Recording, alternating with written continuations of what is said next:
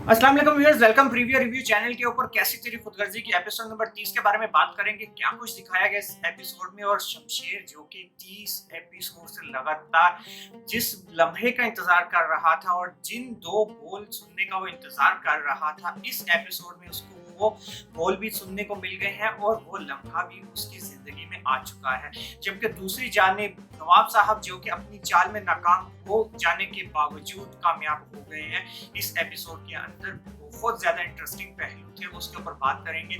और आइंदा की एपिसोड में इसकी कहानी किस तरफ जाएगी और क्या कुछ दिखाया जाएगा आइंदा आने वाली एपिसोड में, इसके बारे में बात करेंगे। पर वीडियो शुरू करने से पहले फिर वही रिक्वेस्ट करूंगा कि जो भी मेरी ये वीडियो देख रहा है और मेरे चैनल को अभी तक उस गंदे बच्चे ने सब्सक्राइब नहीं किया, तो काइंडली मेरे चैनल को सब्सक्राइब करके मेरी वीडियो को कर दीजिए लाइक। बस इतनी सी रिक्वेस्ट होती है, ज्यादा नहीं। सो व्यूअर्स, आज की एपिसोड में इंटरेस्टिंग पहलू ये थे कि शमशेर जो कि आज तक अपनी मोहब्बत की खातिर तड़प रहा है, जिसने अपनी मोहब्बत को हासिल करने के लिए अपना सब कुछ कुर्बान कर दिया, इतनी बड़ी कुर्बानी दे दी अपनी मोहब्बत हासिल करने के बाद कि वो अपनी सकी वालिदा के जनाजे में शिरकत नहीं कर सका, और उसी के सके वालिद की जानिब से उसी की सकी वालिदा का लास्ट टाइम चेहरा तक उसको देखने नसीब नहीं हुआ। इतनी बड़ी सेक्रीफाइस और इतनी बड़ी कुर्बानियों के बाद आज की एपिसोड में शमशेर को मिलते हैं वो अल्फाज, वो खूबसूरत लम्हे जो कि वो आज तक जिसका इंतजार कर रहा था बहुत ज्यादा बेसब्री से। दरअसल व्यूअर्स, जब शेरू आता है इन दोनों को कत्ल करने के लिए, और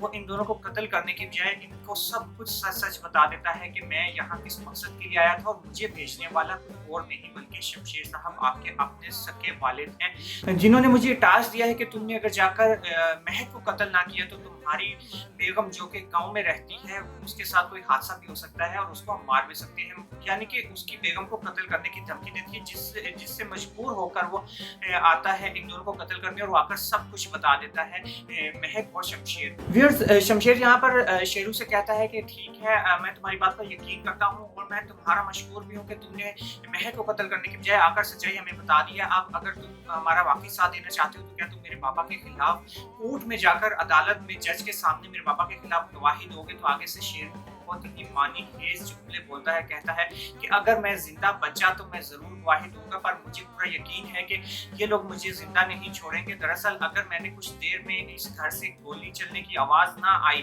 तो पुलिस वाले अंदर आ जाएंगे और आकर मुझे कत्ल कर देंगे, लिहाजा मेरे जिंदा बचने का कोई इम्कान नहीं है। और अगर मैं बच गया तो मैं आपसे वादा करता हूँ कि मैं आपके वालिद के खिलाफ वही सब कुछ बयान दूंगा जो आप मुझे कहेंगे, और सच सच जाकर सबको बता दूंगा। दरअसल मैं किसी को कत्ल नहीं कर सकता, अपने बेटे को खोने के बाद मेरे में अब इतनी हिम्मत नहीं रही कि मैं कुछ भी गलत कर सकूं। ये सारी बातें वो शमशेर को बताता है, और व्यूअर्स, वो शमशेर को ये भी बताता है कि मुझे 2 दिन की मोहलत दे दो, मैं जैसा आपके सामने जाके बयान दे दूंगा। दरअसल मेरी बेगम गांव में है जिसका मालूम है नवाब साहब को, और वो उसको कत्ल करवा देंगे। मैं जरा उसका किसी महफूज जगह मुंतकिल कर दूं, उसके बाद मैं आकर आपको और जज के सामने सारी रुदात बयान कर दूंगा और आपके बाबा के खिलाफ गवाही भी दे दूंगा। व्यूअर्स, यहाँ पर शमशेर उसको पिछले दरवाजे से बाहर तो भेज देता है, वहां से भगा देता है, और इंतजार करता है कि शेरू का वापस आएगा और मेरे बाबा के खिलाफ गवाही देगा। ये सारी बातें और ये सारे बयान सुनकर महक बहुत ज्यादा मुतासिर होती है शमशेर की ये सारी बातें सुनकर के अपने ही पापा के खिलाफ वो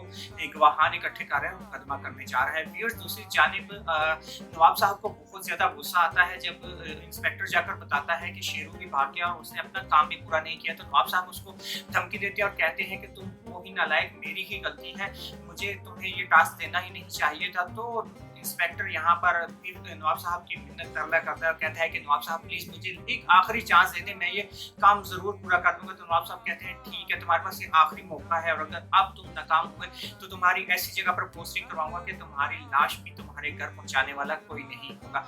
व्यूअर्स, दूसरी जानिब इस एपिसोड में जो सबसे इंटरेस्टिंग पहलू था वो था महक और शमशेर की बातें। क्या प्यार बड़ी बातें की हैं दोनों प्यार के दीवानों ने, और शमशेर ने वाकई में ही साबित कर दिया है कि वो किस कदर महक से मोहब्बत करता है। और वो जाता है अपने पापा के पास शेरू के जाने के बाद और जाकर कहता है कि पापा, आप बहुत अच्छे से जानते हैं कि महक को लेकर मैं कितना ज्यादा संजीदा हूँ और मैं कितनी ज्यादा उससे मोहब्बत मोहब्बत करता हूँ। आपके लिए अच्छा होगा कि आप हम दोनों के बीच में से हट जाएं और हमें अपनी ज़िंदगी जीने दें। पहले शमशेर कोशिश करता है पापा को सख्त अल्फाज बोलकर समझाने की और पापा को धमकियाना लहजे में समझाने की कोशिश करता है और जाने लगता है, तो फिर वापस मुड़कर आता है। तो व्यूअर्स तब वो अपने बाबा से आजिज़ाना तरीके से रिक्वेस्ट करता है, कहता है देखिए पापा, आप हम दोनों की ज़िंदगी से चले क्यों नहीं जाते? देखिए मैंने आपका सब कुछ छोड़ दिया, अपना रुतबा, पैसा, मुकाम, जायदाद, इज़्ज़त, शोहरत, रुपया, पावर सब कुछ छोड़ दिया मैंने उस लड़की की खातिर। मैंने आपसे और क्या माँगा है? मैं जब अपना हक सब कुछ छोड़कर चला गया हूँ, तो आप हमें क्यों नहीं ज़िंदा रहने देते, खुश रहने देते, एक साथ रहने देते? तो इसके जवाब में शमशेर के वालिद, जो कि इस ड्रामे में अभी तक खुदगर्जी में मुब्तला हैं और उनकी खुदगर्जी है कि खत्म होने का नाम नहीं ले रही। महक का दिल भी पिघल गया, महक भी शमशेर की तरफ माइल होगी, पर नवाब साहब की खुदगर्जी है कि अपने सके बेटे के अगेंस्ट और इतना सख्त उनका स्टैंड है कि वो किसी तौर भी अपने सकी औलाद को माफ नहीं कर रहे और उसकी मोहब्बत को कबूल नहीं कर रहे। ऐसी भी व्यूअर्स क्या खुदगर्जी और क्या अनापरस्ती है नवाब साहब में कि जो कि खत्म होने का नाम नहीं लेती। वो अपने बेटे को जवाबन कहते हैं कि मैं तुम्हारी इन जज्बाती बातों में नहीं आने वाला और तुम क्या समझते हो कि तुम्हारी इन जज्बाती बातों में आकर मैं दो चार आंसू बहाकर तुम्हें अपने गले लगा लूंगा और तुम्हारे सारे गुनाह माफ कर दूंगा और उस लड़की को मैं कबूल कर लूंगा। ये तुम्हारी खाम ख्याली है और तुम किसी भूल में मत रहना। मैं ये कभी कबूल करने वाला नहीं और मैं आज तक कभी हार नहीं माना और ना आइंदा मानूंगा। जिसके जवाब में शमशेर कहता है पापा देख ले, सोच ले, मैंने जो कहना था वो कह दिया। कहीं ऐसा ना हो कि आपकी इस जंग के नतीजे में आप बहुत बड़ा नुकसान उठा लें। और जाते जाते शमशेर यहाँ पर नवाब साहब को जो लाइन बोल जाता है कि अब आपसे अगली मुलाकात होगी अदालत में, और शमशेर की ये लाइन नवाब साहब बहुत अच्छे से भांप जाते हैं। वो समझ जाते हैं कि शमशेर अब शेरू को अदालत में पेश करेगा, लिहाजा नवाब साहब इंस्पेक्टर के थ्रू शेरू का काम तमाम कर देते हैं और शेरू को एक्सीडेंट के थ्रू करा देते हैं। इस एपिसोड में कत्ल शेरू का चैप्टर हो गया क्लोज व्यूअर्स। अब शमशेर और महक के लिए मुश्किलात में इजाफा होगा और उनके पास कोई सबूत अब नहीं है जो अदालत में वो पेश कर सके। दूसरी जानिब व्यूअर्स जो मजे का और इंटरेस्टिंग पहलू था इस एपिसोड का वो ये था कि महक एक बार फिर से शमशेर को समझाने की कोशिश करती है और कहती है कि देखो तुमने मेरी मोहब्बत की खातिर और मेरी खातिर अपनी आयाशी, अपना सुकून, अपना रुतबा, अपना मुकाम, पैसा, जायदाद, दौलत और हर चीज, रिश्ते नाते छोड़ दिए हैं मेरी खातिर।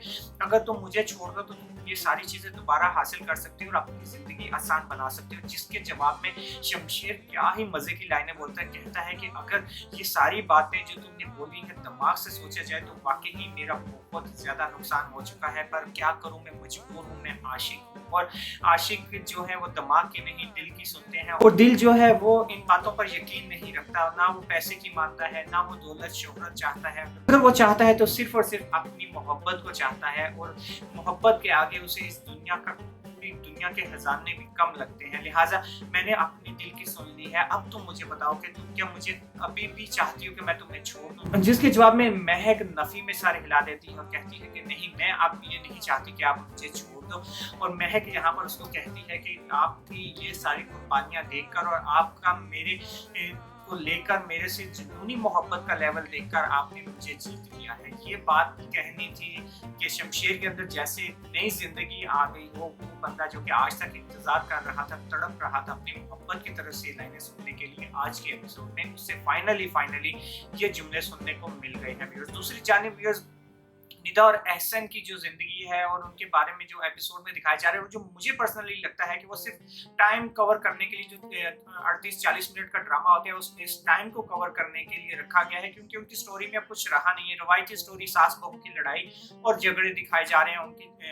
और दूसरी तरफ आज की एपिसोड में देखा जाए तो एहसन बेचारे तो आज के एपिसोड में सिर्फ बेइज्जती ही बेइज्जती थी। उसको हर तरफ से बेइज्जती हुई, पहले उसकी वालिदा करती है, फिर उसकी बेगम निदा करती है और जब फाइनली वो ऑफिस पहुंचता है सुबह तो तब उसकी बेइज्जती पहले होती है महक से, और जब महक से हो जाती है वो बात फिर भी नहीं आता तो फिर शमशेर के अंदर पुराने वाला शमशेर जागता है और वो कहता है कि महक ने तुम्हें साफ साफ मना कर दिया है, लिहाजा तुम मेरी बेगम से दूर रहना। व्यूअर्स, यहाँ पर भी महक क्या ही मजे की लाइनें बोलती है, और वो लाइनें कि जिससे उसके हस्बैंड यानी कि शमशेर के अंदर एक वल्ला और एक जुनून और मोहब्बत पैदा होती है मजीद महक को लेकर। दरअसल वो कहती है एहसन को कि सुना नहीं तुमने कि शमशेर ने तुम्हें क्या बोला है, आपसे तुम्हारा और मेरा कुछ नहीं है, मेरा और शमशेर का ही सब कुछ है, इस बात को तुम समझ लो। और शमशेर जो कह रहा है वही जवाब मेरा भी है, आइंदा मेरे नजदीक मत आना और मेरे से बात करने की कोशिश मत करना।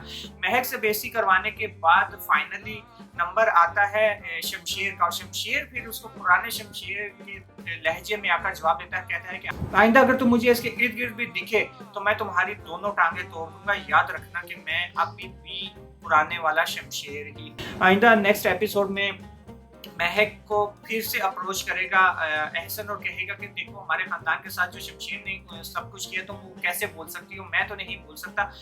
पर उसके जवाब में भी महक यहाँ पर एहसन को डांटेगी और कहेगी देखो जो गुजर गया सो गुजर गया, अब मैं अपनी जिंदगी में आगे बढ़ना चाहती हूँ और मैंने शमशेर को दिल से कबूल कर लिया है। दूसरी जानब नवाब साहब को दारा फिर समझाने की कोशिश करेगा। यहाँ पर दारा थ्रू आउट ड्रामे में बहुत अच्छा रहा है। एक इंसान को क्या कुछ चाहिए कि सारी जायदाद उसके नाम हो रही है, उसके भाई को आग कर दिया गया है, पूरी जायदाद पूरा बिजनेस एम्पायर उसके अंडर आ चुका है, पर दारा यहाँ पर लालची नहीं है। दारा अपने भाई की मोहब्बत में मुब्तला है। वो फिर बाबा को समझाने की कोशिश करेगा, कहेगा कि देखिए वो हमारा हिस्सा है, हमारे खानदान का हिस्सा है, आप उसको माफ क्यों नहीं कर देते। पर नवाब साहब की खुदगर्जी है, बल्कि कैसी खुदगर्जी है कि अपने सगे बेटे को माफ करने का वो सोच भी नहीं रहे हैं, और वो उल्टा से कहते हैं कि जो अपनी वालदा के मरने के बाद भी अपनी अना पर कायम है, तो मैं अपने जायज मौकफ से कैसे पीछे हट जाऊं। मैं अपनी जिंदगी में कभी हार नहीं मानी और ना मैं अब मानूंगा। नवाब साहब बहुत बड़ा कोई नुकसान उठाएंगे तभी उनकी ये खुदगर्जी टूटेगी, उससे पहले ये खुदगर्जी नहीं टूटने वाली। क्योंकि कैसी तेरी खुदगर्जी, असल में नवाब साहब के मुतल्लिक ही बात हो रही है इस ड्रामे में, जिनकी खुदगर्जी आज तक नहीं टूटी। नेक्स्ट रिव्यू तक के लिए मुझे दीजिए इजाजत, और अगर वीडियो अच्छी लगे तो प्लीज काइंडली सब्सक्राइब करके, लाइक करके, कमेंट कर दीजिएगा। थैंक्स फॉर वॉचिंग, मिलते हैं नेक्स्ट रिव्यू में। अल्लाह हाफिज।